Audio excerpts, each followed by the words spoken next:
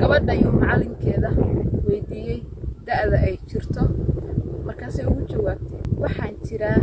da'day hooyadeed jirto badhkeeda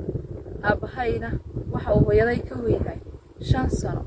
marka la isu kaageeyo waxaan jirnaa 100 sano haddaba waa imisa mid walbo da'diisa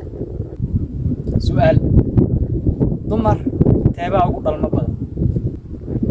commentiga nagula wadaag daawade waxaad sheegtaa magaca ibn aadan ee markaad horay u akhriso iyo markaad gadaal u akhriso isku halka macnaha ah tuulo ayaa waxaa ku noolaa 7 nin nin kaste wuxuu qabaa 7 islaamood ama naagood islaan kaste waxa uu joogo 7 caruur ah haddaba waa imisa wadarta dadka ku nool tuuladaas daawade ma taqaanaa magaca ibn aadan ee ka kooban 6 xaraf ee noqdo markii la kala qaybiyo 2 xayawaan midkoodna laga boqo midkoodna ibn aadan ka dhaqdaan cajiib ka soo jawaab haddii aad garatay magacaasi